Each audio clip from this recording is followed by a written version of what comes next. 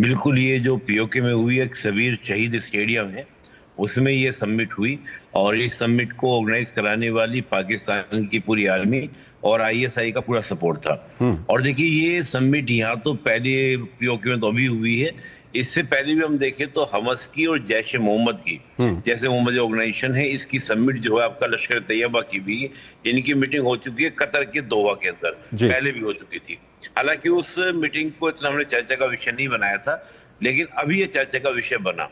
अब देखिए, बात है कि हमास को लेकर मैं थोड़ा सा इसके 2-3 एंगल आपको बताऊंगा। देखिए, एक तो चंद्रशेखर जी, बात हम हमास की करें, हमास को भारत क्या बोलता है? भारत बोलता है मिलिटेंट ऑर्गेनाइजेशन। इसको हम हमास को एक टेररिस्ट ऑर्गेनाइजेशन नहीं बोलते। और जबकि हम देखें, अमेरिका की बात करें, ऑस्ट्रेलिया की बात करें, न्यूजीलैंड की बात करें, यूरोप, जापान देशों की बात करें, वो सब इसको एक टेररिस्ट ऑर्गेनाइजेशन बोलते हैं। उसकी 2-3 वजह हैं कि एक तो फिलिस्तीन कोज को लेकर हमारा कोई ये रहा है कि हमने टू नेशन थ्योरी को क्या किया है, एक्सेप्ट किया है, स्वीकार किया है। और हम ये भी मानते हैं कि हमास जो 2007 में गाजा में पावर में आया था, तो वो आफ्टर द इलेक्शन पावर में आया, तो ठीक उसके बाद उसने इलेक्शन नहीं होने दिया।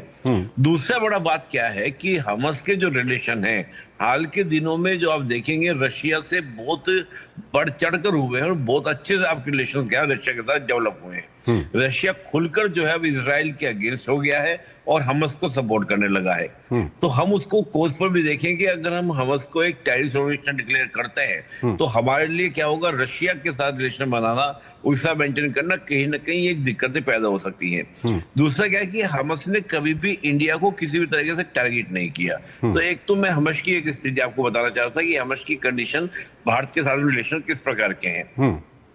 अब बात करें कि पाकिस्तान ही क्यों कर रहा है। देखिए, पाकिस्तान का हमेशा एक कोशिश रही है कि वो कश्मीर के मुद्दे को कहीं ना कहीं जिहाद से जोड़े और वो ये प्रयास करे, कोशिश करने का कि जैसा गाजा में हुआ, जैसा गाजा में अत्याचार हुए, या कहीं भी जो इस्लाम के ऊपर जो अत्याचार होता है, इस्लामिक लोगों पर जो अत्याचार होता है, उस अत्याचार को कश्मीर की आवाम से जोड़ने का कहीं ना कहीं प्रयास करता है कि कश्मीर के आवाम से जोड़े।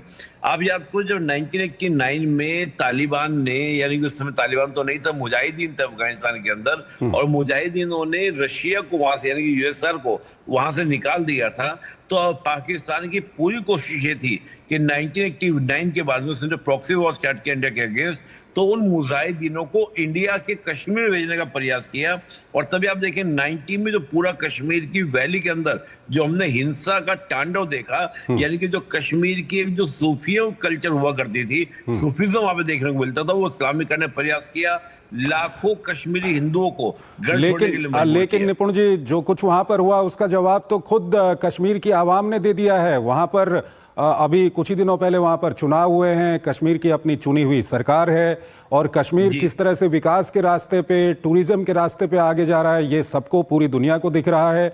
कश्मीर को किस तरह से आगे बढ़ाना है, इसको लेकर के लगातार जो भारत की सरकार है वो सक्रिय रहती है। आज भी जो केंद्रीय गृह मंत्री हैं भारत के,